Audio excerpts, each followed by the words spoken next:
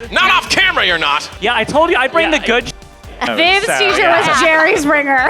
The most begrudging applause ever. Sure. I think he was just like, do you know what musical theater is? Wow, called the out. She actually like coached me on my audition. Yeah, I was like, just make it crazy. Just like, be as insane as possible. Oh, you bitch. Yeah, because we're Americans. God.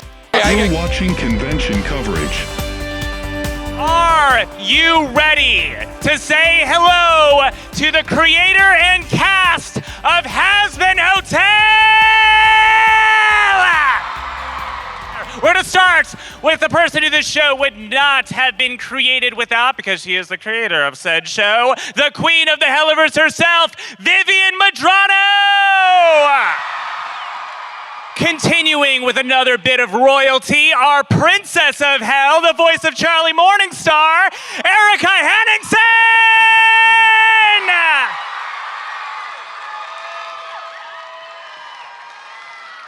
Next up, where are Angel Dust fans at? The voice of Angel Dust, Blake Roman! Coming up next, the radio demon himself, the voice of Alistair, Amir Talai.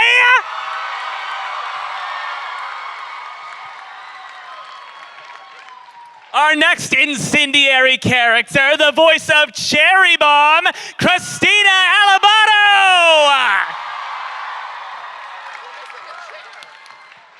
Next up in the cast, you know him, you love to hate him, but you love the man who voices him. The voice of Valentino, Joel Parez!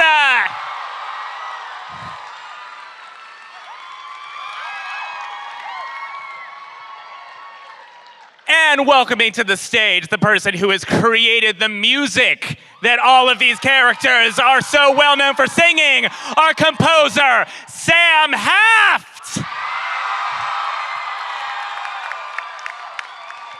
And finally, the voice of Sir Pentious, Alex Brightman! Sorry. Alex Sorry, he's shy. Give me a second. Can you grab Alex for me, please? Just grab Alex. Thank you, Alex Brightman! Give it up, give it up. So Alex is in a show right now. He is conserving his voice. So just let his facial features speak the answers for you on this panel. How are we all doing now? It has not been long since this show was released. And how many of these conventions have you guys now done together at this point? I think this is number 11. Wow. Wow. Jesus. Wow.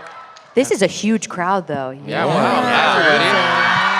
Yeah! This is number 11, but you're our favorite one.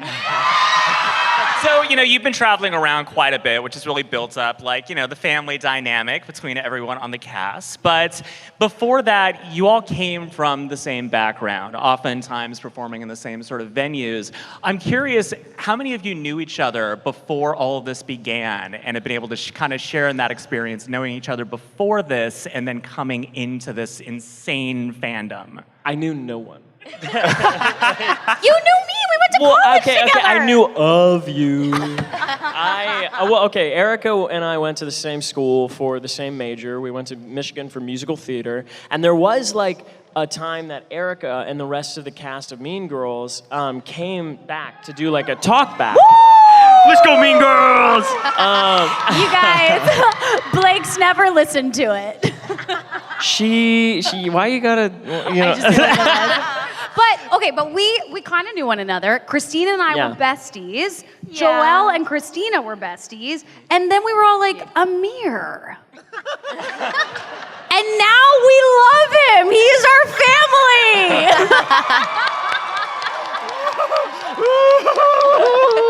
He was also Amir is literally dad. Amir is daddy. He's and daddy. You were the only one of the cast for a while. You were one of the only cast members in Los Angeles. So we got to hang out a little bit in New York with karaoke nights hosted by Richard and Viv.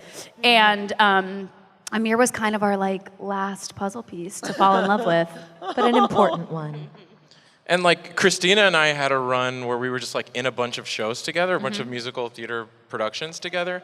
And actually, Krystina helped me audition for Valentino. I did. Yeah, she actually like coached me on my audition. Yeah, I was like, just make it crazy. Just like be as insane as possible.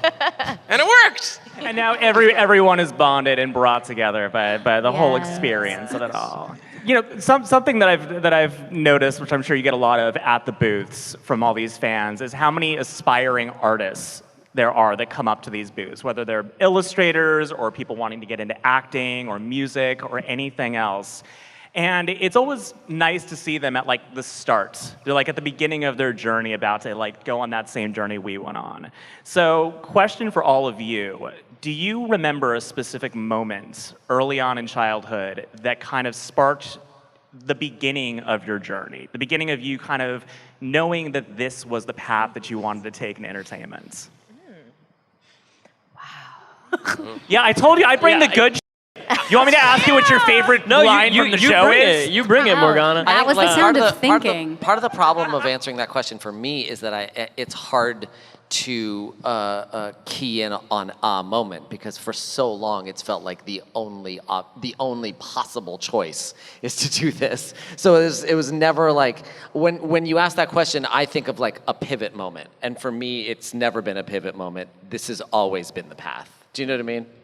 I also think, like, for me, and I'm sure y'all feel it, because look at this beautiful community of people together, I found my place in theater and in music and in acting at school, and that made me feel like if I could grow up to do this for real, or even grow up to just continue loving this, that's all I would need for, like, my heart and soul to be full. So for me, it was community, really. Yeah. I kind of... I can't find a moment in time either, but that's specifically because I just feel like for a long point in a part of my life, like, I never really knew what the hell I wanted to do. I knew I had a lot of interests, but I never knew what I would like siphon down into. I ended up having to take a gap year after high school to like get my straight, you know, like did I want to work with animals? Did I want to be an actor? Did I want to like go into psychology? Did I want to work in like, you know, I don't know, teaching like literature? But you know, at a certain point it was like, okay, well, let me commit to one thing, and that'll lead to another juncture where I'll, you know, have another decision to make. And I don't know, it's but now it's like, now that I actually committed to that, it's like I realized that committing to one venture in life can open up a whole realm of a ton of possibilities, you know? Viv and Sam, I'm just so curious, as our like creators. Yeah, I mean, similar to Amir, I kind of knew what I wanted to do for a very long time. I am a person who has ADHD, and I was a child that had ADHD. Yay, ADHD! And this was like back in the day where like they thought it was ADD. They were like, you know, which we all know now it's all the same. But like it was one of those things where that was one of my like moments where I'm really proud of my family, because they saw this creativity in me, and like the teachers saw it as a problem, where I would just draw constantly, and I was like always distracted, and I kind of always like telling stories and doing these things. And my family cultivated it, and I think they just kind of, and they let it run amok, really, ultimately. And but I really am thankful for that, because like it's something that I've kind of utilized as like an aspect of like constantly creating and constantly like moving and constantly like wanting to tell new stories and make new characters and things like that. And so for me, like, but it was very early on. Like I was drawing in like, you know, those kindergarten classes, and then like all through grade school. And then in third grade, my amazing teacher, I had a teacher named Mr. Springer, who I'm trying to find. Like he just disappeared, but if you're out there somewhere, you helped change the trajectory of my life, so I'm very thankful to you. But he had this really rudimentary, thank you to him. Jerry. He had this... Mr. Springer, not yeah, Jerry, I can't sorry. remember. His name, you know what, his name might have been Jerry Springer. Erika like literally just turned to me and was like, Jerry Springer, and that put Jerry into my head. You know, for all I know, it was, because it was like third grade, so it's like your teacher is their last name, right? You know? I mean, for the record, that would explain about 90% of the dynamic dynamics on our show. Viv's teacher was Jerry Springer. But no, explains so much. but basically he had this he taught us this this really rudimentary animation program. I don't even know what it was. It was borderline a PowerPoint. But was it Paint in Microsoft? It might have been Paint. It was something very basic. And I did a little crappy animation of a bird flapping, and I was like, I made it move. I made the bird fly, and it looked like. So it was not good, but it was one of those things where it woke me up to this, and I went, that's what I want to do. So that was the moment for me. It was in 3rd grade. It was you making a bird flap its wings and Yes. realizing you could play Badly. God. Yes, actually, yeah. In a weird way for me, I feel like it was almost process of elimination because I was an abysmal student. And the more I kept being an abysmal student, the more doors closed to my various paths of my future. Maybe if I was a little better at homework, I would be like a very happy pharmacist right now. But the wonderful thing about the arts is that door is never closed, no matter what point you are in your life. And I think I just had all this energy that I didn't know what to do with, and the arts are always there, and the arts are always gonna be there. And I think that's, all roads lead back to that, especially if you find yourself being very bad at a lot of other things. Solidarity right there. That Yeah. was the same for me. People ask me, it's what made you get into acting? It's well, I can't do math for Yeah. Well, I'm certainly not going to be an architect. To offer a different perspective, I What, are you smart? I started college as a chemistry major, and I for 2 years I was pre-med, and What? and that's what I thought I was gonna do, just because no one in my family is artists. I come from a very working class Puerto Rican family, so nobody, that wasn't an option. I also, as a kid, I didn't know that was a thing I could do for a job. I thought it's make believe. And so I started as a chemistry major at school, and then I was so depressed. I was just so sad. And then a friend, I always grew up singing, and a friend in my college was music directing a musical. And then she was like, oh, you sing, you should audition for it. And I did it. And then I remember just loving being in rehearsal and hating doing chemistry problem sets. And being I really have to rethink my life. And then it was then I just learned, I was oh, there's a whole world out there, that there is a possibility to have a career path in this, just because I didn't know that was an option. So it was nice to learn that and be oh wait, you can do this as a job. And it's nice to know that I might have been a very sad pharmacist. A very sad Yes. pharmacist. Yeah. Well, I mean, two of you have brought up teachers. You brought up your teacher that inspired you. You had Mr. Springer.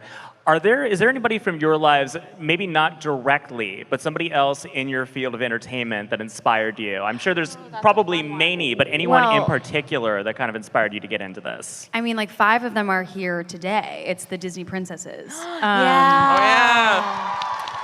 And I freaked out when I saw that they were all gonna be here, and they're all lovely if you haven't had a chance to meet them.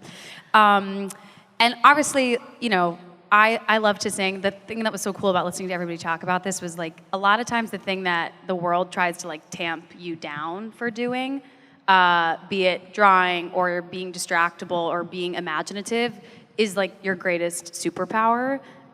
So if you are going through that and you feel it's getting tamped down, keep trying to bring it out, because I swear that's usually maybe where you're supposed to end up to go.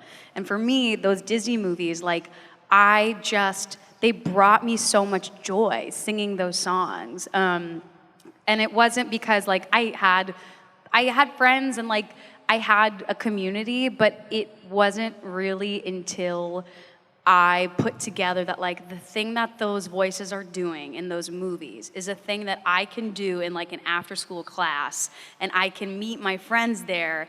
And that was all that really mattered. It wasn't a career goal. It was just, I just want to keep doing that. I just want to keep being there. I just want to keep trying to do what those voices did in those movies, because it just made me so, so happy. Listening to the Disney princesses as a kid was my happy place. I love that. Yeah! I love them. For me, where are my Latinos out there? Woo-woo! Huepa, huepa, eso, huepa! For me, it was, I grew up listening to Selena Quintanilla, not Gomez, okay? And OG Selena, okay? And she's the one that made me want to sing. I literally was like dancing with that movie and listening to her music since I was a kid, and that's what made me want to sing. I used to, one of my jobs in high school, I was a concession attendant at a movie theater. And there was an older gentleman who also worked with me. His name was Paul Monbleu. And I think he sort of sensed that, I think he saw that I was a closeted little gay boy. And, What? And he was like, I think he was just like, do you know what musical theater is?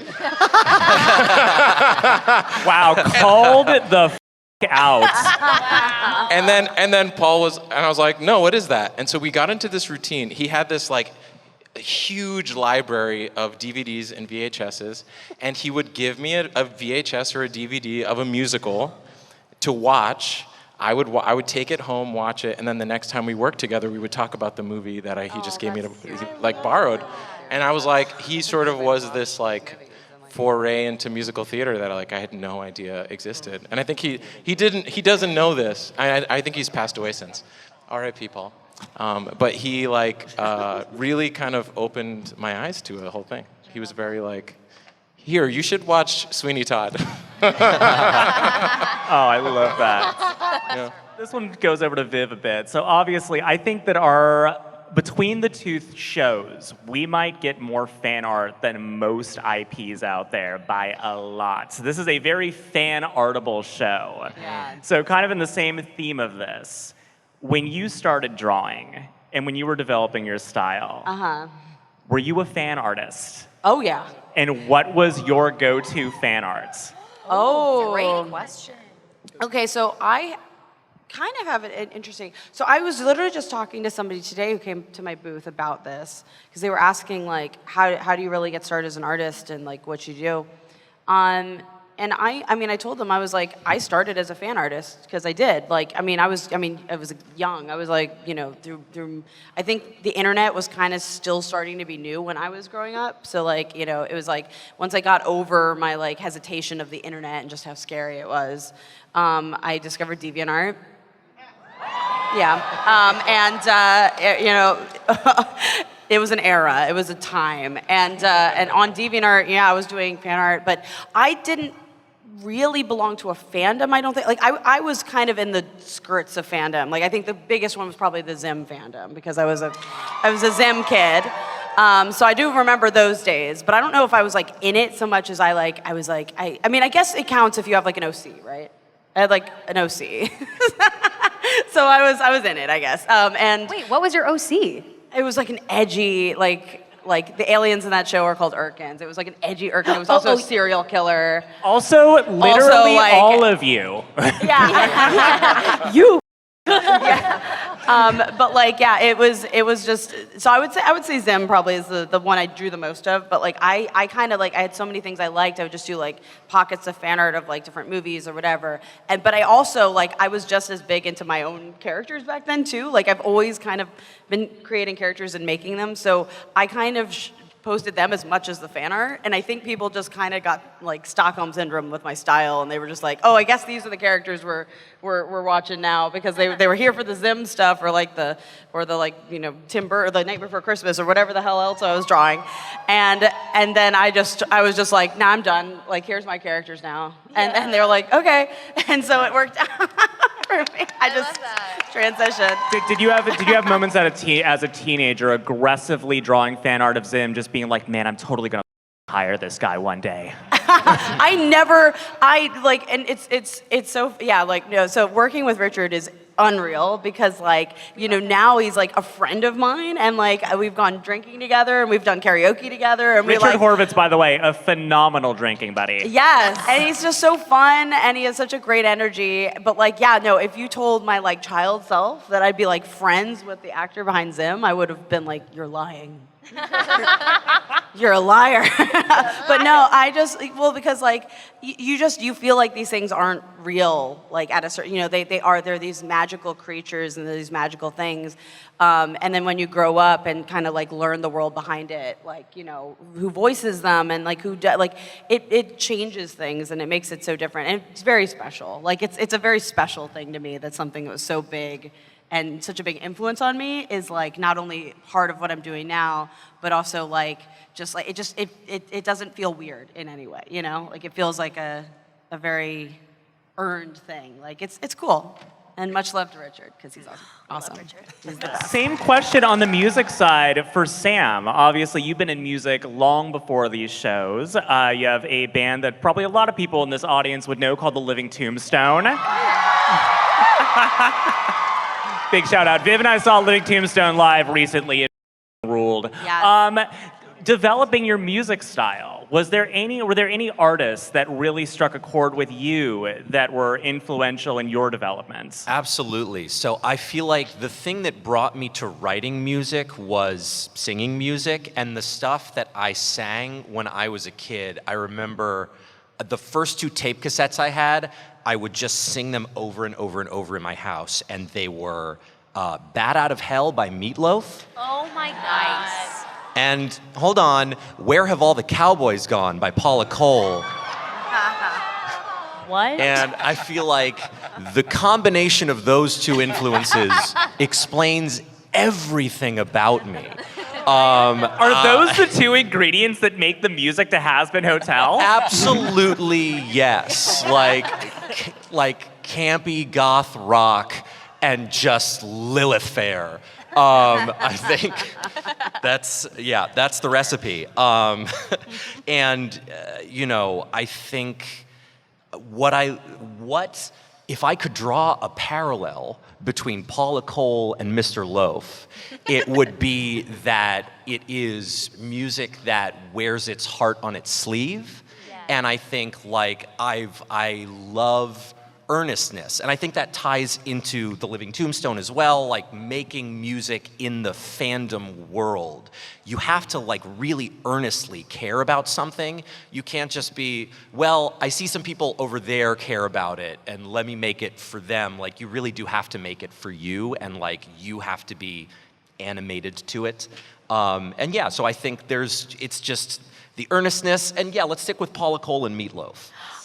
That's final answer. Done. That's straight to the Wikipedia page. I've never heard Sam talk about this where he's like, you have to be an earnest fan of the thing that you're writing for. But I think we all felt when we got our songs that we sing in Hazbin, it felt like you and Andrew, Sam, were like new.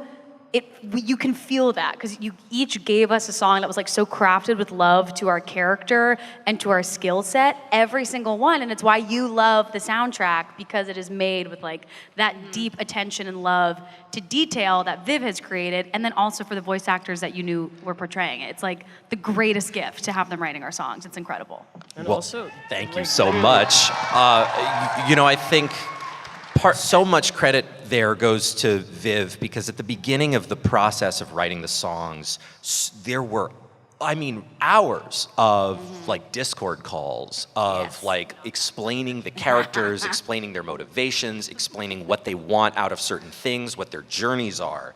And I definitely felt like in season 1, I was like falling in love with these characters. And what's so nice is that in season 2, I had already known all of you, and now I get to fall in love with you, and so much of the music now has these influences of like what I know about you as people and what I love about you as people.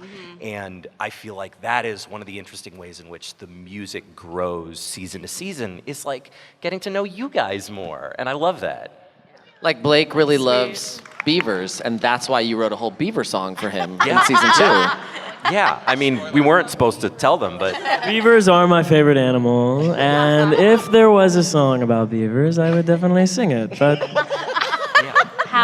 Just shoving that in your direction and seeing what you do with it, Yeah. Yeah. As far as the collaborative process goes, was it easy to jump into the singing voices of these characters specifically, or was that kind of a new journey for you? Since for some of you, the voice you use normally is very different than the one you use as the character. So Blake especially for Angel. What? My voice is just the same as Angel's. What are you talking about? I think for Angel, like the singing was interesting because at least Like talking, you know, like I can be in the accent and, oh, what's up, Toots? Like, you know, the singing voice for Angel, like when I approached it, and I think we kind of like talked about it when we were in the booth and recording. Like, you know, when you listen to like an English singer like sing, and you're like, hey, where'd your accent go? You know, like there's still maybe some weird things that happen, but you know, it still for the most part kind of defaults to a more American sound. And I don't know if that's just the influence of like Western music and stuff, like, you know, but regardless, I thought, okay, well, let me try to take a similar approach with Angel, where like his pop singing is something that lies more along the lines of like doesn't really have like as much or as hard of an accent in it, but at the same time, I think were the one who were like, okay, but let's see when we can pepper in diphthongs. Let's see when we can pepper in different, you know, affectations on the ends of phrases. Well, and to your credit too, like so much of what makes that Angel voice so recognizable isn't even the like nya nya nya of it. It's like your soft What do you mean? palate. It's like the soft palate placement where it's kind of like really up there in your mouth, and like so you even if you are like hitting an R a little harder than you might in the dialogue, it's so identifiably Angel, just because your placement's so consistent. Cool. Hey, thanks, bitch. Pretty good job, buddy. You get to stay for season 3 and 4. And now it's the journey from that question of like, wow, will this singing voice work, to it's now been listened to over 1 billion times on Spotify. That's with a f***ing B. That's y'all need to get some new music, you know? Like, No, they don't. No, they don't tell them that. Don't tell them. No, don't. No. I mean, this really is for the entire cast. The entire cast shares in this. Like, how does it feel to have seen the Hazbin Hotel cast album rank #1 on Spotify above 2 Taylor Swift albums? that's Right. Taylor Swift, am I right, everybody? Shut it down. Shut it down. Shut it down. No, y'all- I am a Swiftie. Don't say that. You know what, Amir? Get out. Well, I was just thinking about this today, you know, like us doing these conventions, like puts it into perspective, like none of this would be happening if it weren't for you guys, you know? Y'all are the reason that like this show is what it is and this music is what it is. So, I mean, thank you so much. Thank you. You know? But to answer your question about what does it feel like, it doesn't make sense. There's no way to understand those numbers and that level of love. Like you experience it for a few hours on a weekend, but those numbers are mind-boggling, like truly mind-boggling. How do you feel? Yeah. Like, is it crazy town for you? Like, I mean... Yes. Yeah? Yeah, I mean, it's been so many crazy moments, one after another, that I'm like almost, like it's exciting. I'm not numb, but like it's like, oh my God, like every time. And at the same time, I think my position is unique because I'm also in the trenches making these things. She's working so hard to get the season 2 Yes. to you, Yeah. y'all. So Like, Yeah, so calm the down. Be patient. busted ass. So I feel like I always have these moments where these milestones are hit and these incredible things happen, and I'm living in that moment. But like, you know, then I have to go back and I'm in my, you know, I haven't showered in 3 days, like working. Like I got me up at 1 a.m. or 1 o'clock to start my day, and I'm like, okay, so this is a review meeting. Okay, all my meetings. You know what I mean? Like, so there's an unglamorous, like, I guess like the point being, there's an unglamorous side to production of any kind. I think the same as in theater and live action, but like, I think there's an element of that specifically in animation. You know, it's just so behind a computer and so there's an element of it, like, I love the process, but it's long and it's thankless and it's stressful and it's all those things. So I'm in that right now because we're working really hard on both series. We've got a lot of Helluva coming, and then there's a lot of Hazbin coming now, which is very exciting, but and then there's also, the writing of both of those shows, which is its own creative process, and it's kind of an equal level of being like unshowered for 3 days, like running around your house, like you know what I mean? So Sure. like writing is its own kind of like torture in its way. So but all these things are to bring these incredible moments and these incredible characters to life in a new chapter and a new episode and a new adventure. And then there's an excitement of like, oh my God, this is gonna be so great when it comes out in 2 years or whatever, however long animation takes, because it takes years. It takes, it's taken us like 3 years total over the course of even longer than that, maybe closer to 4 to make season 2 of Helluva Boss. So you know what I mean? It's one of those things where these milestones are like a motivator, I'd say. Like they're like every time they happen, it's like this is why we worked so hard. And it also like to say it. To piggyback off what Blake said, like it is thanks to you guys because you guys make that hard work pay off. And the other thing that I genuinely, and I say this from the bottom of my heart as an animator and as a director, thank you for being patient because the process of animation, not everybody understands. And the fact that you guys are dedicated and willing to wait and understand why there's a wait and that animation takes time, it means the world to us and it means the world to the team. So thank you guys for that. The most begrudging applause ever. Sure. Yay. We love patience. Wait, does your bracelet say cilantro? Oh God. Yeah, it says cilantro because people know that I hate cilantro. I know. You got any more questions about cilantro? No, this is all very usable.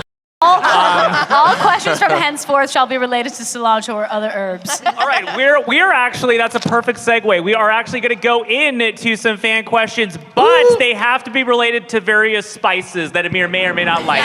With almost all of you having a musical theater background, what are the chances that the fandom can hope for Hazbin on Broadway? Wow. Ooh. I mean, that's Keep a bit. asking for it, and maybe the powers that be will make it happen. Yeah. I mean, what I can say is that we've now twice had Erika break out into song at conventions, and people have noticed that all of you really, really, really, really like it. So I think, it's gonna come from just how excited and passionate this fan base is. So if you continue to let people know you really want to see these people perform on stage, that makes it a lot easier to make that happen. So be loud and obnoxious about it. Yes.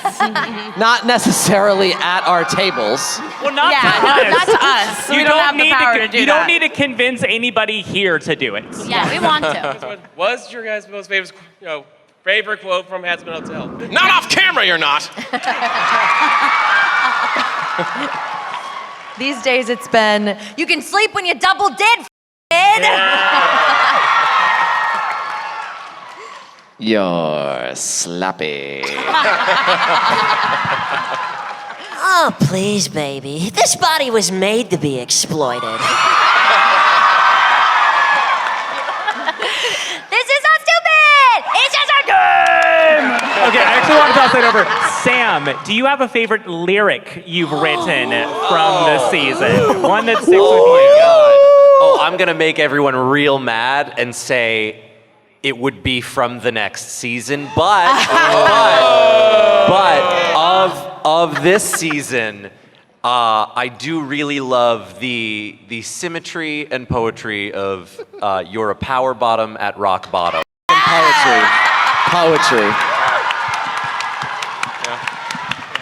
Just a side note, my mom is in the front row, so good times.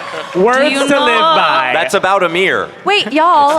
It's not. I gotta say, we haven't asked Alex a single question. Oh yeah. Alex? Alex, what's your favorite lyric, man? Alex? Anything? See? They say crazy pancakes all the time. He's so wise. So wise. So mysterious. So here we go. That answer is a little flat, you know? Boo. Thank you so much. If you can go with Lucifer out, what kind of pancakes will you get? Yeah. Thank God someone finally asked a pancake question. Oh my God. Hard hitting. Chocolate Sam chip. Heft, favorite pancake. Ooh, I would get. Is it cheating if I say I would get crepes? I would get crepes with Lucifer. Yes. Oh, you That is baby. amazing. Pancake.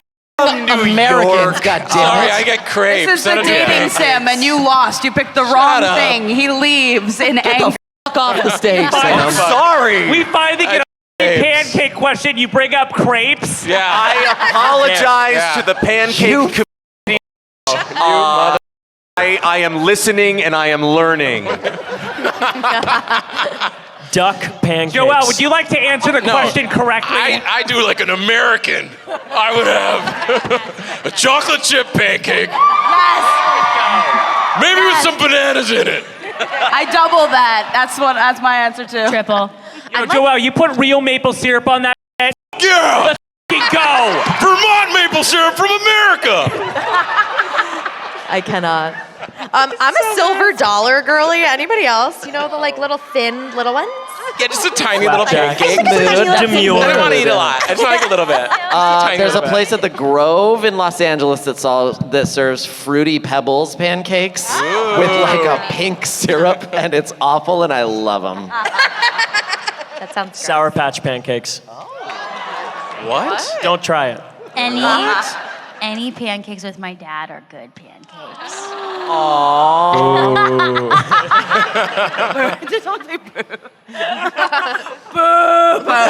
Don't dodge the question. Favorite pancake. Oh, I said chocolate chip. Oh, you said chocolate chip as well. Viv and I are going out there for chocolate chip I'm about pancakes. cinnamon roll. The people demand it. Cinnamon roll pancakes. Yes. Ooh, cinnamon roll. Thank you. Finally. My favorite is lemon yogurt pancakes in my hometown. Yogurt pancakes. Wait, Sick. say more right now. What do you mean? They're really good. I can't tell you the You recipe. put the yogurt in the batter? Okay, I'm gonna do it. Is it Greek yogurt? I don't know. Well, okay, I guess I'm gonna go experiment. Damn. You can't just spring the idea everyone's of yogurt assignment, pancakes on us without explanation. Everyone's assignment, because there has to be an assignment after every Yes. single one of these. You have to draw an angel eating the yogurt pancakes. Oh, Jesus. Please. It's over. It's over. Wait, Ask draw what each of that us with was. our prospective pancake choices. That'd be cute at a pancake breakfast. Hey, thanks. Thank Thank you you. so much. Thank you. How come there weren't any EgBoiz or egg chicks with Sir Pentious in heaven? I would say that's gonna have to be a pass. Yeah, I might not be able to answer that, but you'll see in season 2. Yeah. That doesn't confirm nor deny Yeah. the record. Everybody got looks at really all the news excited. outlets when I said that a certain thing else. They will either definitely be there or definitely won't be. Yes, Yeah. Oh, okay. there will be an answer. What were the steps you took to make these characters and bring them to life, and how? Like, what were the ideas? Well, I'll try to keep it short because there's a lot of characters, so there's a lot of answers to that. I mean, you know, I've answered this a couple times in the sense that I don't really know. Like, character design is such a like organic kind of process that there's no kind of like one path to a character. So, you know, like Alistair I've had for a really long time, so he's like just the collection of like edgy child brain wanting edgy cool character that just stuck around, and I kind of went, I like that. And like as I grew, I went, I still like that. I still like it. Yeah. So he's kind of stayed pretty similar, pretty consistent.